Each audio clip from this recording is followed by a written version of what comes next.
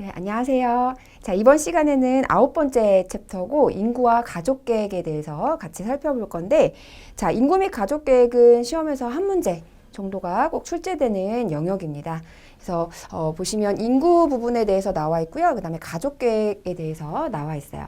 그래서 가족 계획 같은 경우는 이제 우리가 자녀를 출산하는 거, 이제 피임하는 방법들에 대해서 그 피임의 종류와 그 다음에 피임하는 방법, 그 다음에 장단점 이런 것들에 대해서 시험에 많이 출제가 됐었고요.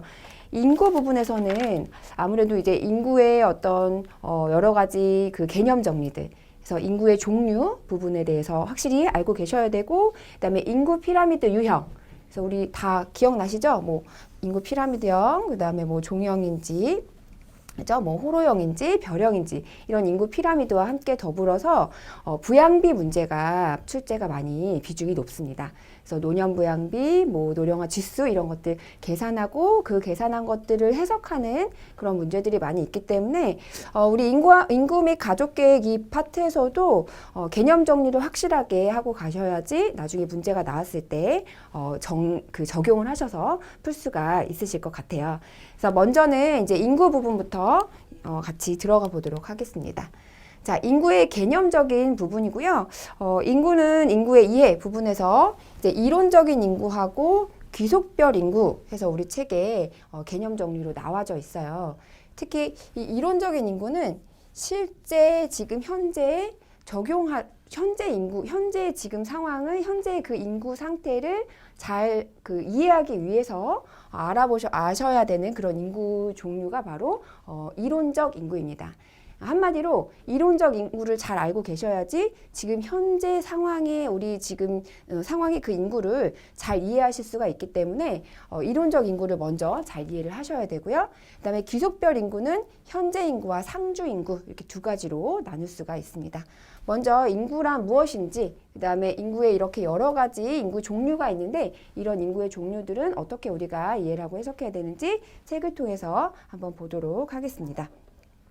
자, 페이지는 402페이지고요. 우리 인구의 이해 부분에서 나오는데, 자, 인구란 말 그대로 사람들이죠. 사람들. 그런데 한두 명의 사람이 아니라 여러 모여 있는 그런 집단의 모든 주민의 집단을 우리가 인구라고 표현을 하고 있습니다. 그래서 인구의 개념 2번에 보시면 인구란 하고 일정한 기간 내에 일정 지역에 생존하는 인간 집단을 말하는 것으로 공동체적 의미를 지니고 있다. 이렇게 정의를 내리고 있어요. 말 그대로 인구라는 것은 시간적인 개념도 포함이 되어지고 그다음에 공간적인 개념이 시공간적인 개념이 같이 포함되어 있는 게 바로 인구라고 볼 수가 있겠습니다. 이 인구는 계속 변하죠. 그래서 그냥 고정되어 있는 게 아니라 계속 여러 가지 사회적인 환경적인 또는 사회적인 그런 상황에 따라서 계속적으로 유출되고 유입되고 또는 사망하고 그다음에 출생하면서 그 인구의 유형이라든지 계속적으로 변화하고 유동적으로 생각하셔야 되는 게 바로 인구인데요. 2번에 보시면 이제 인구에 분류해서 이론적 인구와 귀속별 인구, 그다음에 기타 인구 해가지고 세 가지가 나오게 됩니다. 자, 먼저 이론적 인구는 말씀드렸다시피 지금 이 이론적 인구를 이해해야지만 귀속 인구라든지 그 실제 인구를 이해할 수가 있기 때문에 여기 나와 있는 폐쇄 인구와 안정 인구와 정지 인구가 무엇인지 우리가 개념 정리를 확실히 하고 가셔야 돼요. 자, 먼저 자주 개념으로 출제가 되어지는 우리 이론적 인구의 1번에 보시면 폐쇄 인구. 자, 폐쇄 인구란 무엇이냐? 자, 거기 보시면 출생, 사망, 인구 이동의 인구 증감 요인 중에서 자, 밑줄 치실게요. 생물학적 요인인 출생, 사망에 의해서만 인구의 어떤 수적인 인구 변동이 일어나는 그런 인구의 상태를 우리가 폐쇄 인구라고 정의를 내리고 있습니다. 자, 폐쇄 인구란 다른 거 다 볼 거 없이 출생하고 그죠? 사망한 거. 출생, 사망만 놓고 인구의 상태를 보는 것을 우리가 폐쇄 인구라고 정의를 내리고 있습니다. 그러니까 이 폐쇄 인구에는 전입하고 전출하는 개념은 들어가 있지 않은 거죠. 오로지 몇 명이 출생했느냐, 몇 명이 사망했느냐에만 폐쇄적으로 그냥 출생과 사망을 놓고만 인구의 상태를 파악하는 것을 우리가 폐쇄 인구라고 정의를 내리고 있습니다.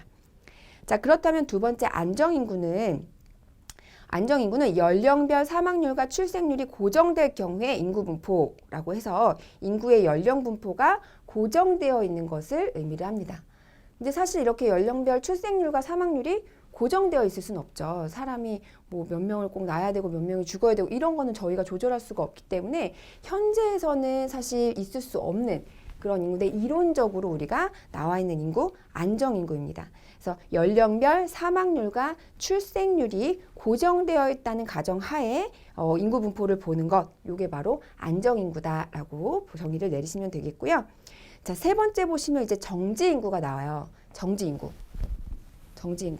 자, 정지인구는 인구 이동이 없다. 인구 이동이 없고 출생수와 사망수가 같아서 자연 증가율이 0인 경우를 우리가 정지인구라고 합니다. 출생한 사람과 사망한 사람의 수가 같다라고 가정을 하는 거죠. 그래서 인구 증가율, 한마디로 인구의 증가율이 제로인 상태, 0인 상태를 우리가 정지인구라고 정의를 내리고 있습니다.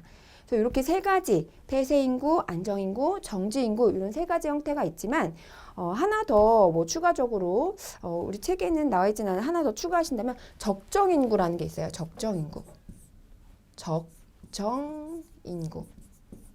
자, 얘는 폐쇄인구, 안정인구, 정지인구, 그 다음에 또 이론적 인구 중에 하나인 적정인구가 있습니다. 말 그대로 적정한 상태의 인구를 얘기를 해요. 그래서 우리가 뭐 인구 증가의 원인이나 이런 것들 뭐 식량이나 또는 우리 인구 그 여러 사람들이 사용할 수 있는 여러 생활적인 여건들, 그다음에 생활 수준 이런 것들이 모두 그 인구들이 살고 있는 인구들이 어느 정도 적정한 상태에서 살 수 있게끔 모든 자원이나 이런 것들에 비해 적정하게 살고 있는 그 인구를 우리가 적정 인구라고 얘기를 합니다. 그래서 자, 인구와 자원 간의 관련성에 근거한 그 이론의 인구가 바로 적정 인구고요. 인구 과잉의 원인을 어떤 식량에만 국한하지는 않고 생활 수준에 둠으로써 주어진 여건 속에서 최대의 어떤 생산성을 유지하면서 최고의 생활 수준을 유지할 수 있을 정도의 인구를 우리가 무슨 인구라고 하냐면 적정 인구라고 표현을 하고 있습니다. 그래서 자, 이론적 인구는 이렇게 네 가지 정도로 기억하시면 될 것 같아요. 폐쇄 인구란 무엇인지, 그다음에 안정 인구란 무엇인지, 정지 인구 또는 적정 인구는 무엇을 뜻하는 건지, 현재에서는 존재하기 어려운 인구지만 우리가 현재 인구를 이해하기 위해서 이론적으로 나와 있는 인구의 종류들에 대해서 살펴봤었습니다. 자, 그렇다면 이제 귀속별 인구인데요. 귀속별 인구는 지금 실제적인 인구를 말합니다. 그래서 실제적으로 지금 우리가 현존하고 있는, 현재 살고 있는 지금 이 시대의 그 인구를 파악하기 위한 그런 자료들이 바로 귀속별 인구라고 볼 수가 있는데요. 자, 귀속별 인구에는 현재 인구가 있고 상주 인구가 있어요. 자, 현재 인구는 지금 현재 사진을 찍듯이 그 정지 상태에서의 그 인구의 수를 우리가 현재 인구라고 얘기를 합니다. 그러니까 특정한 시점에 현재 인구라는 것은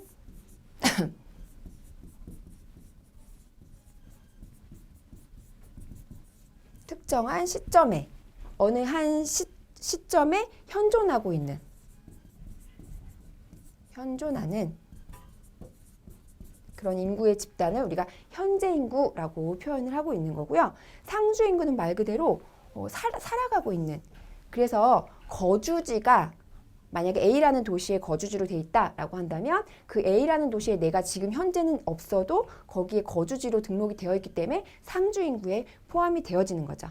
그래서 자, 책을 보시면 현재 인구라는 것은 인구조사 시 어떤 지역에 거주하고 있는 인구 집단, 그러니까 어떤 특정한 시점에 지금 딱 사진을 찍었을 때 있는 그 사람들의 수를 우리가 현재 인구라고 하는 것이고, 상주 인구라는 것은 주민등록상의 인구와 같이 법적으로 등록된 인구로서 그 지역의 거주 여부와는 상관없는 인구 집단을 우리가 상주 인구다라고 표현을 하고 있습니다. 자, 그래서 이렇게 귀속별 인구는 실제적 인구를 뜻하고요.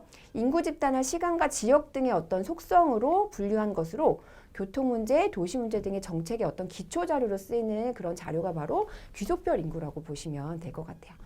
자, 그렇다면 이제 현재 인구, 상주 인구 많이 헷갈리실 텐데 한번 예를 들어보면 A라는 어떤 지역이 있고 B라는 어떤 지역이 있습니다. 그래서 B에서 살고 있는 이 사람은 여기에 지금 주민등록지가 등록이 되어 있어요. 그래서 B라는 도시의 주민등록지 상에 등록이 되어 있어서 여기서 자고 여기서 이제 생활을 합니다. 근데 이 사람이 돈을 벌려고 일을 하려고 A 지역으로 매일마다 아침마다 출근을 해요. 자, 그렇다면 낮에는 B 지역이 없고 A 지역에 존재를 하고 있는 거죠. 이 사람이 이제 A 지역으로 왔어요. A 지역으로 와서 여기서 낮에 일을 하고 있습니다. 자, 근데 그때 갑자기 기관에서 인구조사를 한다고 조사하러 나왔어요. 자, 그렇다면 여기 A 지역에 조사하러 나온 조사관이 현재 인구를 조사할 때 이 사람은 포함이 될까요? 안 될까요? 자, 이 사람은 A 지역에 지금 현재 존재하고 있는 인구이기 때문에 이 사람은 A 지역의 현재 인구에 포함이 됩니다. 자, 그렇다면 상주 인구. 이 사람은 지금 B라는 지역에서 일하러 지금 A 지역에 잠깐 낮에 나와 있는 거죠. 그렇다면 현재 인구에는 포함이 되지만 자, 상주 인구에는 포함이 되나요? 안 되나요?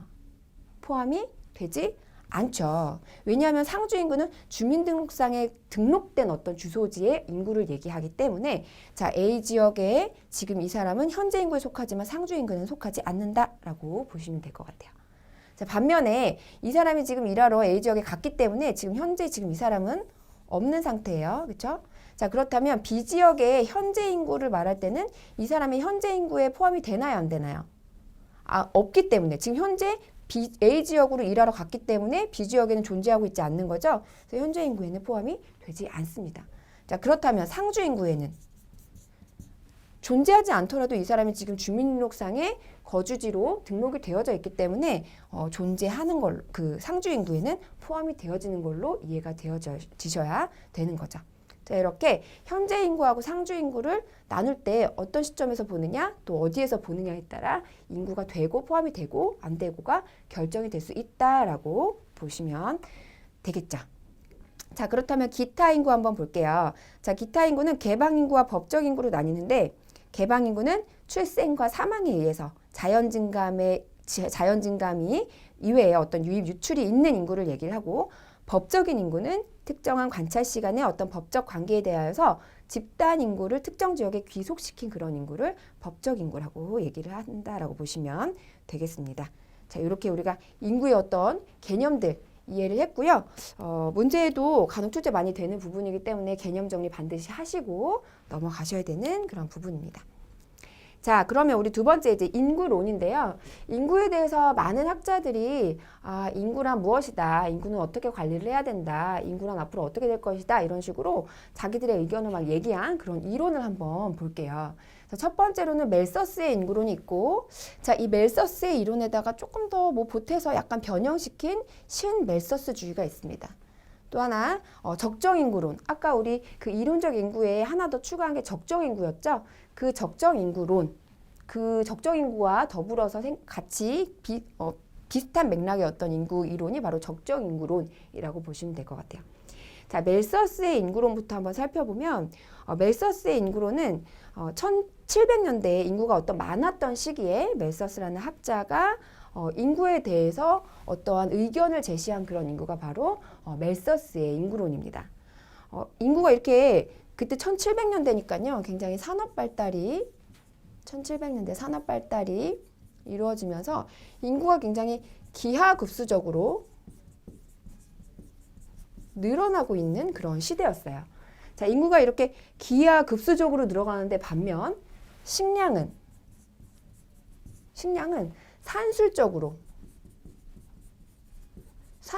늘어나고 있어요. 자, 기하급수적은 너무 그냥 늘어나고 있는 상태죠. 근데 식량은 그에 비해서 기하급수적으로 같이 따라서 늘어나고 있지 못하는 그런 상태다.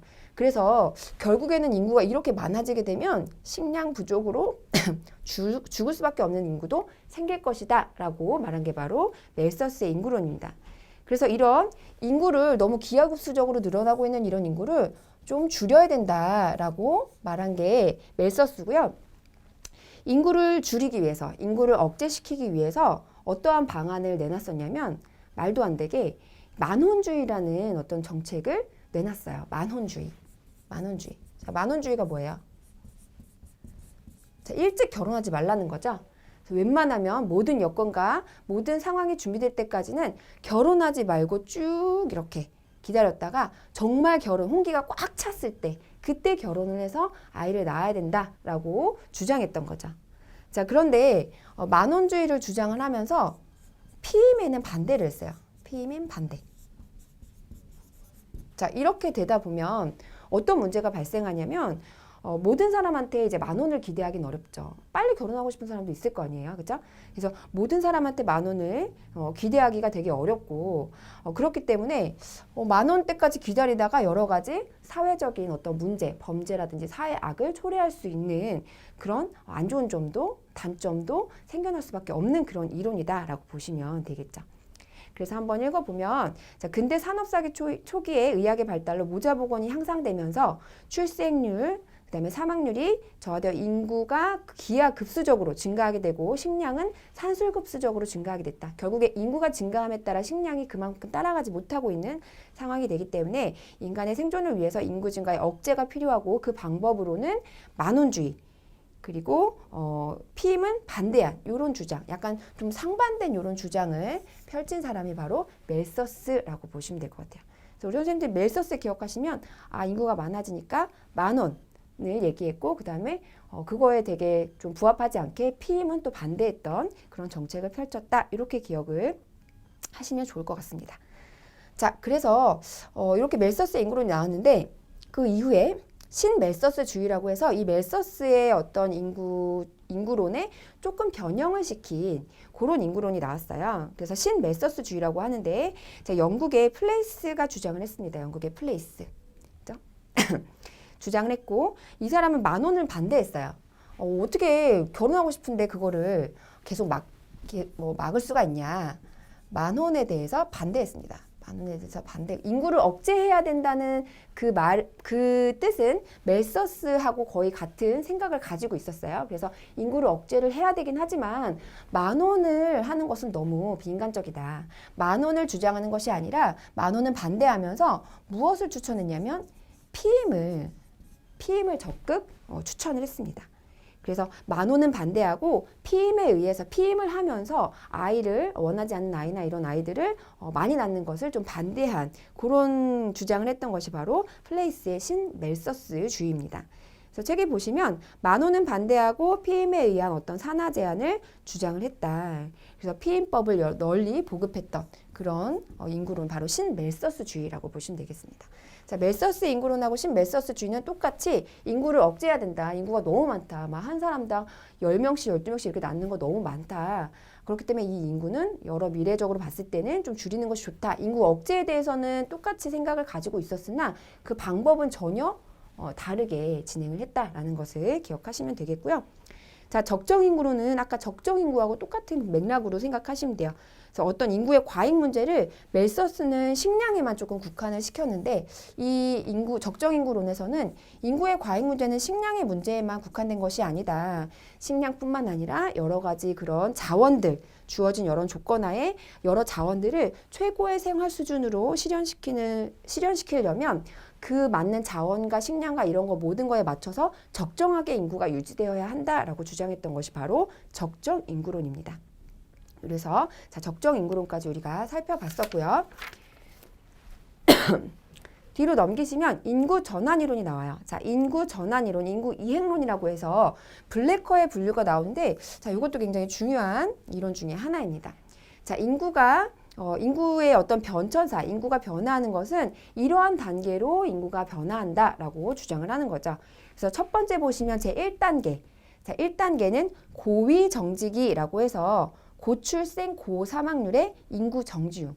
많이 낳고 많이 죽는 거죠. 그러니까 태어난 만큼 죽는 것도 되게 많이 죽게 되어지는 고출생 고사망률의 인구 정지 형태를 가지고 있는 게 1단계의 형태다라고 보시면 되겠습니다. 블래커 분류 1단계는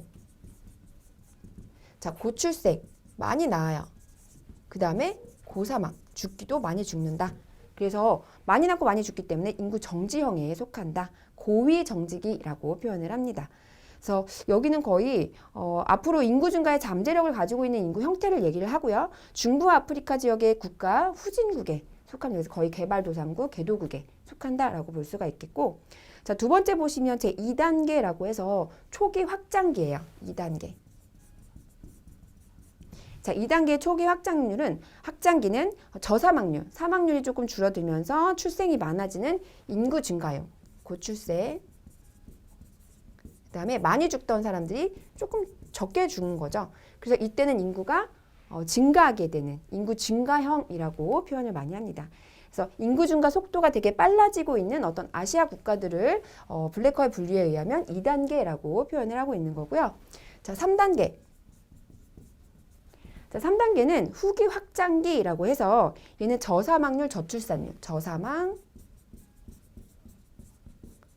저출생이라고 후기 확장기.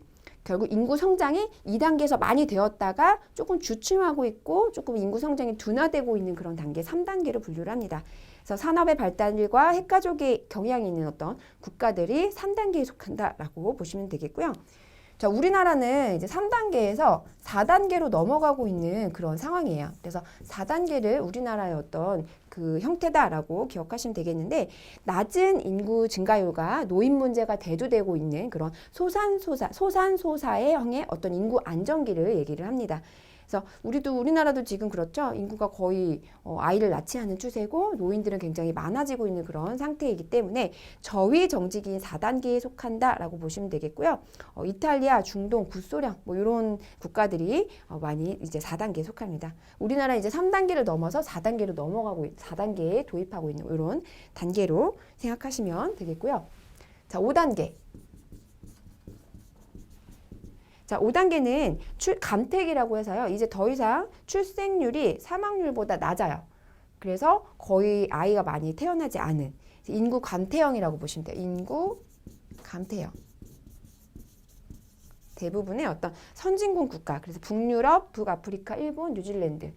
그래서 가장 1단계는 거의 조금 잘 못 사는 개발도상국. 그죠? 그 다음에 이제 아시아 국가들에 넘어가서 점점점 선진국이 될수록 5단계의 인구 감퇴형으로 가는 수순을 밟는다라는 거. 자, 이 단계는 좀 중요하기 때문에 인구 블랙홀의 분류는 우리 선생님들 꼭 정리하시고 기억을 해 두셔야 되는 그런 부분으로 생각하시면 되겠습니다. 자, 이제 인구 통계 부분인데요. 이러한 인구의 어떤 개념과 인구가 어떤 건지 또 인구의 어떤 여러 가지 이론들을 살펴봤는데 이런 인구 조사하는 여러 가지 방법들을 한번 살펴볼게요.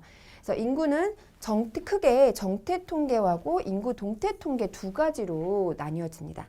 자, 정태 통계는 말 그대로 정지된 상태의 어떤 인구 통계를 얘기를 해요. 정지된 상태. 자, 인구 동태 통계는 얘는 움직입니다. 여러 막 움직이면서 왔다 갔다 출입과 전출이 굉장히 많고, 그죠? 그래서 정태 통계와 동태 통계를 좀 구분하실 때는 정태 통계는 움직임이 없다, 바꿀 수 없는 그런 상태의 어떤 인구 조사하는 거, 그래서 통계를 내는 것을 의미를 하고, 동태 통계는 계속적으로 움직이기 때문에 변화가 좀 많은 그런 어떤 인구 자료를 얘기를 한다라고 생각하시면 좋을 것 같아요. 먼저 인구 정태 통계부터 보시면 어떤 특정한 순간의 인구 상태를 우리가 인구 정태 통계라고 표현을 합니다. 어떤 특정한 순간, 그죠? 정지 상태. 다른 말로는 이 인구 정태 통계를 우리 전수조사한다라고도 표현을 해요. 전수조사. 자, 직접 조사를 통해서 이루어지는 어떤 그런 국세조사, 사후표변조사, 연말인구조사 이런 것들을 얘기하고요. 또 가족관계 등록부 라든지 그다음에 주민등록부의 어떤 공적 기록에 의한 그런 산출을 우리가 정태통계라고 표현합니다. 그러니까 다시 말해서 어떠한 시점에서 그 시점에서 일정 지역 내에 있는 모든 사람에 대한 어떤 특정 정보를 개인 단위로 수집하는 정기적인 조사를 의미하는 게 바로 인구 정태통계다라고 보시면 돼요. 보통 한 5에서 10년 주기로 전수조사를 실시를 하고 있고요. 거의 우리나라는 이제 1925년에 처음으로 실시가 되었습니다. 우리 현재 통계청에서는 매 5년마다 인구주택 총조사를 실시하고 있는 거 인구의 정태통계다라고 보시면 될 것 같아요. 그래서 기존의 어떤 통계 자료를 분석으로 얻어지는 인구 추계이고 4번에 보시면 밑줄 쓰실게요. 인구 집단을 한 시점에서 절단해서 정지된 상태에서의 그 인구를 관찰해서 통계내는 것을 우리 정태통계라고 합니다. 6번에 보시면 인구 크기, 구성, 성격을 나타내는 통계로서 분류를 할 수가 있죠. 자연적으로 통계낼 수가 있고 사회적으로도 통계낼 수가 있고 경제적으로도 통계낼 수가 있습니다. 자연적, 그다음에 사회적, 그다음에 경제적으로도 분류를 해서 우리가 통계를 낼 수가 있어요. 자연적인 분류는 성별에 따라 통계를 내는 거죠. 남자가 얼마인지, 그다음에 여자의 수가 얼마인지, 그다음에 연령별은 뭐 10대는 몇 명인지, 20대는 몇 명인지, 30대 몇 명인지 이런 식으로 자연적인 어떤 기준에 의해서 통계내는 방법이 있고, 사회적인 것은 뭐 국적별로 우리나라 사람은 몇 명이고 미국 사람은 몇 명이고 이런 식으로 국적별로 분류를 하는 방법도 있고요. 또 학력별로, 그죠? 초등학교 나온 사람들끼리, 그 다음에 또 중학교 나온 사람들끼리, 고등학교 나온 사람들끼리 이런 식으로 분류를 할 수도 있고요. 경제적으로 분류하는 것은 직업별로, 뭐 보건직에 종사하는 사람, 그리고 또 뭐가 있을까요? 무슨 뭐 교사에 종사하는 사람 이런 식으로 직업별로 분류하는 것, 또 산업별로 분류하는 것도 있습니다. 그래서 이런 식으로 어떤 분류적으로도 나타낼 수도 있다. 그게 바로 이제 정태통계이다라고 보시면 되겠고요. 두 번째 보시면 인구의 동태통계인데, 자, 동태통계는 인구가 변동하는 그런 상태를 얘기를 해요. 그래서 동이 움직이는 거죠. 변동되었을 때 얘는 변할 수밖에 없는 그런 자료라고 보시면 되겠습니다. 그래서 출생이라든지 사망 또는 이혼, 그다음에 혼인 등의 어떤 의무화되어 있는 신고를 통한 통계를 얘기를 하고요. 3번에 보시면 동태통계에서 가장 중요한 2대 요인이 바로 뭐냐면 출생하고 그다음에 사망입니다. 이 출생과 사망이 인구 동태통계에 굉장히 중요한 기준이 되는 그런 2대 요인이라고 보시면 될 것 같아요. 그래서 출생신고, 사망신고, 또는 혼인신고, 그다음에 전출입신고 이런 것들, 이주신고에 의해서 우리 동태통계가 파악이 되어진다라고 볼 수가 있겠습니다. 자, 세 번째로 보시면 생정통계인데요. 자, 이 생정통계는 인구 동태통계의 어떤 일부예요. 이 안에 들어가 있는 동태통계의 어떤 일부를 생정통계라고 표현을 하는데, 출생률, 사망률, 우리 예전 시간에 그 모자보건에서 했었던 뭐 출생지표라든지 그다음에 사망지표 이런 것들을 생정통계라고 표현을 하고 있습니다. 그래서 출생지표, 모아비, 조출생률, 일반 출산율, 특수 출산율, 재생산율 이런 것들이 있었고요. 자, 사망지표는 여러 가지 사망지표가 많이 있는데, 자, 우리 책에 나와 있는 거 세 가지 꼭 기억하셔야 되는, 우리 모자보건이 이제 지났으니까 우리 인구 부분에서는 꼭 기억하셔야 되는 게 1번에 나와 있는 표준화 사망률입니다. 네, 표준화 사망률은 인구 구조가 다른 두 집단의 사망률 수준을 비교하기 위해서 인구 구조의 어떤 차이가 사망률 수준에 미치는 영향을 제거한 객관적인 어떤 측정치를 산출하여서 두 집단의 사망률 수준을 비교하는 그런 방법이 바로 표준화 사망률입니다. 이것도 기출되었던 부분이기 때문에 우리 선생님들, 자, 표준화 사망률 좀 기억을 해주셔야 되는 부분이고요. 자, 뒤로 넘기시면 비례 사망률 나오는데 이것도 역시 중요합니다. 비례 사망률.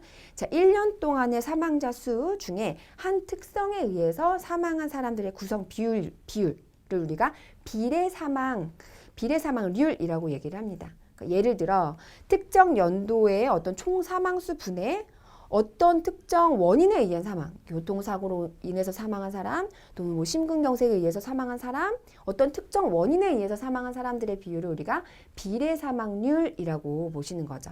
그래서 우리 책에는 공식 잘 나와 있죠. 특정 연도의 총 사망수 분의 같은 해에 특정 원인에 의한 사망수 곱하기 100을 하면 그게 바로 비례 사망률이라고 보시면 되겠습니다. 자, 근데 이름이 되게 비슷한데 비례 사망률하고 비례 사망 지수가 있어요. 특히 이 비례 사망 지수는 시험에 많이 나왔던, 기출되었던 부분인데요. 아까 비례 사망률은 어떠한 특정 원인에 의해서 사망한 사람들의 비율이라면, 이 비례 사망 지수는 원인이 아니라 50세 이상 사망한 사람의 수의 비율을 얘기하는 게 바로 비례 사망 지수입니다. 보시면, 그래서 1년 동안 총 사망자 수 중에서 50세 이상의 사망자 수를 나타내는 그런 비율을 얘기하고요. 이 비례 사망 지수를 통해서 한 나라의 건강 수준을 파악할 수 있는 굉장히 중요한 지표고, 다른 나라와 건강 수준을 비교할 수 있는 굉장히 중요한 지표가 바로 비례 사망 지수다라고 보시면 되겠습니다. 그래서 얘는 총 인구, 총 사망자 수, 그죠? 그 해에 특정 연도의 총 사망자 수분의 그 해 연도에 50세 이상. 50세 이상의 자, 50세 이상의 사망자 수 곱하기 100을 해주면 그게 바로 비례 사망 지수가 나오는 거죠. 자, 그리고 네 번째 보시면 이제 생명표가 나오는데요. 현재 사망 수준이 그대로 지속된다는 가정 아래에 어떤 출생 집단이 나이가 많아져서 연령별로 만 몇 세까지 살 수 있는지를 어떤 그렇게 제한한, 정지한 그런 어떤 표가 생명표라고 보시면 될 것 같아요. 자, 그래서 한 인구 집단의 연령이 많아짐에 따라서 일정한 사망 질서로 소멸되어 가는 과정이고 사망수, 사망 확률, 그리고 생존수, 생존율, 그리고 평균 수명 등이 생명표에 속한다라고 볼 수가 있겠습니다. 그래서 인구의 통계 자료, 자, 뭐 여러 가지가 있는데 그 중에 특히 중요한 거 인구의 정태 통계, 그다음에 동태 통계는 어떤 요인에 의해서 이루어지는지, 또 생정 통계 중에서는 특히나 비례 사망 지수 굉장히 중요하기 때문에 비례 사망률과 헷갈리지 않도록 기억을 해 주시는 게 좋겠습니다. 자, 그 다음은 이제 인구 구조를 볼 건데요. 인구가 여러 이런 통계 자료를 통해서 모았을 때 인구의 그 구조의 모양은 어떤지 우리 살펴볼 거예요. 그래서 인구 구조, 자, 성 구조가 먼저 나오는데 1차 성비가 나오고 2차 성비, 3차 성비가 나오죠. 자, 그래서 1차 성비는 태내, 아직 태어나지 않은 태아의 성비를 우리 1차 성비라고 얘기를 합니다. 태아, 그러니까 아직 태어나지 않은 엄마 뱃속에 있는 아이들의 성별의 비를 우리 1차 성비라고 하고요. 자, 2차 성비는 뭐예요? 얘는 태어났을 때, 그죠? 출생 시의 성비를 의미를 합니다. 그리고 3차 성비는 지금 현재의 성비를 얘기를 해요. 현재 성비. 자, 그렇다면 이 세 가지 1차 성비, 2차 성비, 3차 성비 중에서 가장 중요하게 보는 것은 2차 성비입니다. 출생 시 성비. 자, 그 이유는 미래 인구를 예측하는 어떤 지표가 되어지기 때문에 2차 성비를 굉장히 중요하게 생각을 합니다. 자, 그럼 성비라는 것은 무엇이냐? 성비. 성비를 먼저 설명을 못 드렸네요. 자, 성비라는 것은 여자수 100에 대한, 100명에 대한 남자 수의 비율을 우리가 성비라고 표현을 합니다. 그죠? 여자 100명에 대한 남자의 수를 성비라고 얘기를 하고요. 이 성비를 구하는 공식은 여자수분의 남자수 자, 곱하기 100을 해주면 이게 바로 이제 성비다 라고 보시면 될 것 같습니다. 자, 근데 항상 남자수가 조금 더 많아요. 왜냐하면 남자들은 이제 일하다가도 죽고 여러 가지 활동적인 것을 많이 하다 보니까 남자가 더 많이 죽고 여자의 그 비율이 조금 더 낮거든요. 그래서 여자수가 기준이 된다라는 거 기억을 조금 해두시면 좋을 것 같습니다. 자, 인구 구조 책을 한번 보시면요. 인구 구조란 어느 시점에서 일정한 지역 주민의 성별 및 연령별 인구가 얼마나 되는가를 나타내는 것으로 어느 인구 집단의 성별 그리고 연령별, 산업별 구성 상태를 나타낸다. 그래서 성의 구조, 자, 기출되었던 부분이죠. 성비 구하는 공식도 한번 옆에다 좀 써주시고요. 자, 1차 성비는 태아시 성비. 그러니까 엄마 뱃속에 있을 때 태내의 성비로 보통 몇을 뜻한데요. 110 정도가 나오는 거죠. 그래서 110 정도가 나온다. 자, 출생시 성비는 더 떨어집니다. 그래서 태어났을 때는 105 정도로, 그 다음에 현재 성비는 101 정도로 이렇게 나온다라는 거. 그래서 가장 중요한 성비 중에서 1차, 2차, 3차 중에서 가장 중요하게 보는 지표는 2차 성비다. 왜냐하면 미래 인구를 예측하기 쉬운, 예측할 수 있는 어떤 지표이기 때문이다. 자, 1차, 2차 성비는 항상 남자가 여자보다 많아요. 그래서 10명 정도가 많고 5명 정도가 지금 더 많은 상태를 띠고 있죠. 자, 여자 인구의 평균 수명이 높아서 고령에 들어서면서 여자 인구가 남자 인구를 조금 초과하게 되는 그런 양상을 보이고 있다라고 보시면 되겠습니다. 자, 연령 구조 한번 볼까요? 연령 구조는 자, 1에서 14세 인구 낮은 출산율로 계속 감소될 전망이고 우리나라 지금 경우죠. 그래서 거의 합계 출산율이 지금 1도 안 되는, 그죠? 한 여성이 한 명의 아이도 낳지 않은, 그래서 계속적으로 낮은 출산율로 계속 감소될 전망이고, 자, 15에서 64세 인구는 늘어나다가 어쨌든 어느 정도는 그냥 유지가 되고 있는 그런 상태입니다. 65세 이상의 인구는 이제 노년 인구인데 이 노년 인구는 낮은 출산율과 평균 수명의 상승으로 계속적으로 그 비율이 증가하게 되고 있는 그런 상태이다라고 보시면 되겠습니다. 자, 포인트 박스 보시면 인구의 증가율이 영향을 미치는 요인에서 출생, 사망, 사회 증가가 인구 증가에 영향을 미치는데 사회 증가라는 것은 어떤 유입 인구에서 유출 인구를 뺀 그런 상태를 우리가 사회 증가라고 합니다. 그래서 마이너스가 될 수도 있고, 그죠? 0이 될 수도 있고.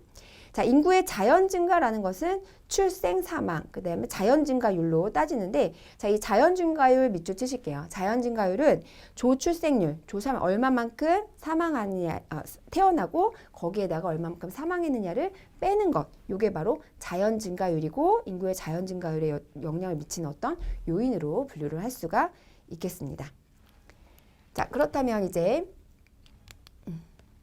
죄송해요. 인구 부양비 보셔야 되는데, 자, 인구 부양비 굉장히 중요하죠. 우리 계산 문제로도 많이 나오고, 어떤 표를 주어지고 계산을 한 다음에 그 계산한 것들을 해석할 수 있느냐도 많이 문제가 나왔던 부분입니다. 그래서 자, 부양비라는 거는 누군가의 그 살아가는 것을 살아가야 되는 그런 비용, 그죠? 그런 것들을 부양비라고 얘기를 하죠. 그러니까 내가 만약에 제가 어머님을 모시고 있다 그러면 그 어머님을 모시고 있는데 들어가는 그런 비용, 그런 것들을 우리가 부양비라고 표현을 하고 있습니다. 자, 그래서 거기 보시면 부양비란 경제활동을 할 수 있는 생산인구에 비해서 비경제활동의 연령인구인 비생산인구의 비를 우리가 부양비라고 나타내고 있습니다. 즉, 경제활동 연령층의 인구가 비경제활동 연령인구를 개인당 몇 명이나 부양해야 하는가를 나타내는 것이 바로 부양비라고 보시면 될 것 같아요. 자, 이 구하는 공식 하기 전에 중요하게 좀 개념을 하셔야 되는 게, 자, 우리 0세부터 14세 인구, 0세부터 14세 인구를 우리가 무슨 인구라고 하나요? 얘를 우리가 유년이라고 합니다. 유년. 그러면 15세부터 64세까지, 15세부터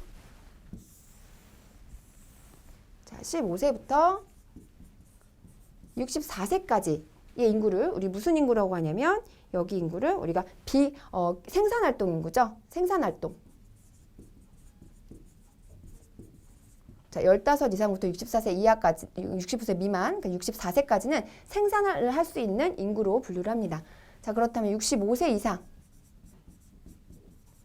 노년 인구로 분류를 하죠. 자, 그렇다면 여기서 생산활동을 할 수 있는 거는 15에서 64세까지예요. 그리고 나머지 0세부터 14세인 유년 인구하고 65세 이상인 인구는 모두 비생산활동 인구로 분류를 하시면 되겠습니다. 그거를 개념 정리 먼저 하신 다음에 부양비를 구하는 공식을 외우셔야 되는데, 먼저 총 부양비를 보시면 모든 밑에 분자는요. 분자는 생산활동이 들어갑니다. 그래서 15에서 64세 인구 분의 총 부양비이기 때문에 생산활동을 하는 사람들이 생산활동을 못하는 사람들을 책임지고 같이 부양을 해줘야 되는 거죠. 그래서 유년 인구하고 노년 인구를 더한 값을 얘기를 합니다. 그래서 0에서 14세 인구와 그 다음에 65세 이상,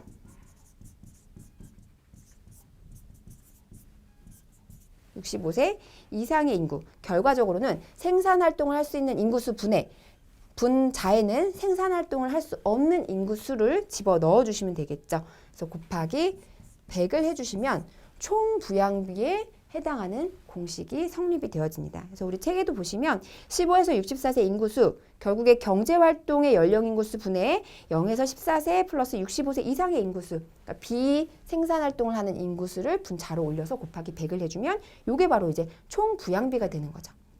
유년 부양비와 노년 부양비는 그대로 총 부양비에서 조금씩만 변형을 해주시면 돼요. 위에 분자만.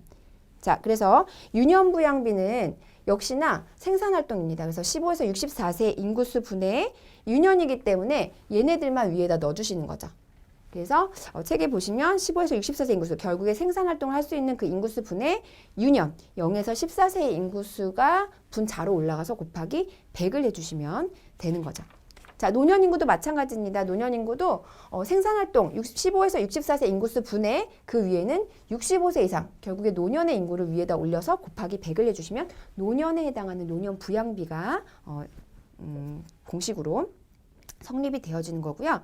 자, 하나 이제 더 보셔야 되는 거는 노령화 지수죠. 자, 노령화 지수는 얼마만큼 노인 인구가 많아지느냐 이런 것들을 이제 볼 수 있는 거죠. 그래서 밑에 노령화 지수는 분모가 달라집니다. 0에서 14세의 어떤 유년 인구수 분해에 그다음에 65세 이상의 노년 인구수 자 요거 곱하기 100을 해주는 거 요게 바로 노령화 지수라고 보시면 되겠습니다. 자, 총부양비와 유년부양비, 노년부양비는 밑에 다 분모가 같지만 노령화 지수는 밑에 분모가 0에서 14세 유년이고 분자가 65세 이상의 인구, 노년 인구 곱하기 100이라는 거 기억을 해주시면 될 것 같아요. 자, 그렇다면 이 중에서 총부양비, 유년부양비, 노년부양비, 그 다음에 노령화 지수 중에서 개발도상국에서 굉장히 높게 측정이 되어지는 부양비는 어떤 게 있을까요? 개발도상국. 자, 개발도상국에서 높게 이제 좀 나오는 거는요. 총부양비하고 유년부양비는 개발도상국에서 높게 좀 측정이 되어지는 그런 부양비 종류입니다. 자, 그렇다면 선진국에서는요. 자, 선진국에서는 노년부양비가 높게 측정이 되어집니다. 요거 조금 분류를 하시고 표시를 해 주셨으면 좋겠고, 자, 부양비 구하는 공식은 너무 중요하기 때문에 우리 선생님들 꼭 기억을 하고 계셔야 합니다. 자, 그래서 408페이지 펴시면 이제 고령화 사회 분류 나와 있는데 요거는 예전에 가족 할 때 한번 언급해 드렸기 때문에 우리 선생님들 한 번씩 읽어 보시면 될 것 같아요. 네, 5번째는 인구 구조의 유형인데요. 우리 피라미드형과 종형, 항아리형, 별형, 호로형. 자, 각각의 어떤 특징적인 부분들을 같이 한번 살펴보도록 하겠습니다.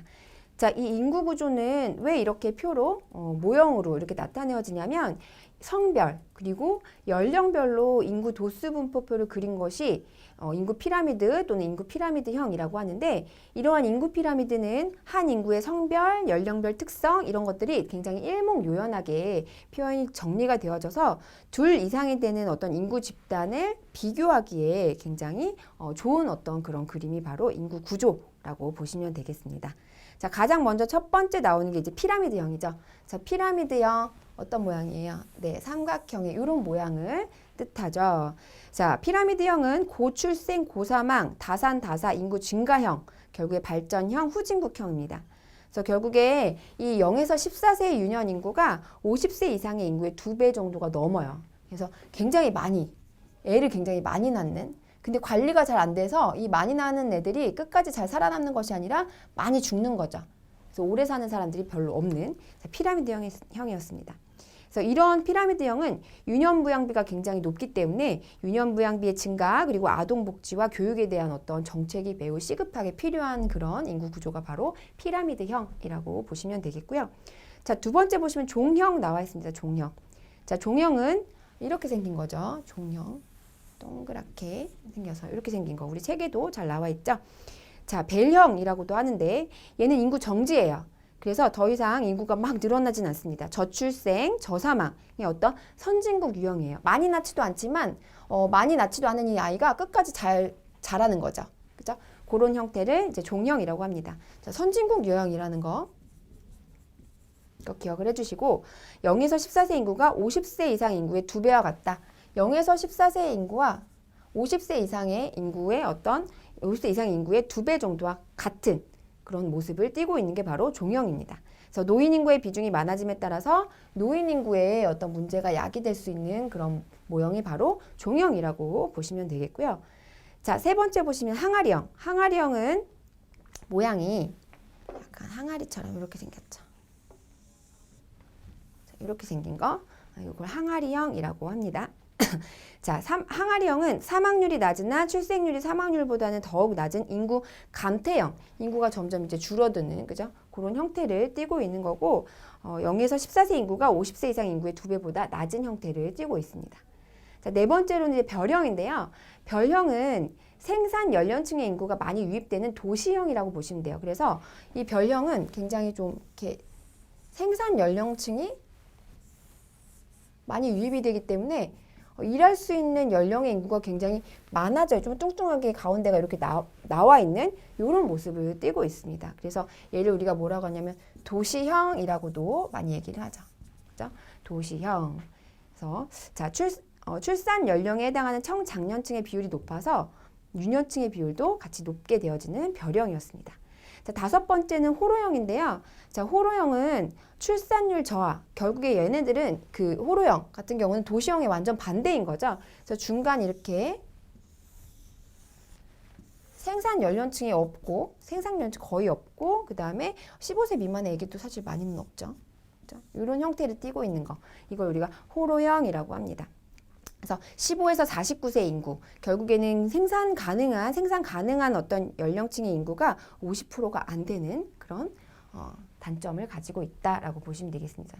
각각의 유형들 잘 알고 계셔야 되고요. 그다음에 특징들도 잘 알고 계셔야지 문제를 푸실 수가 있습니다. 자, 이렇게 해서 우리 인구 구조의 유형까지 살펴봤었고요.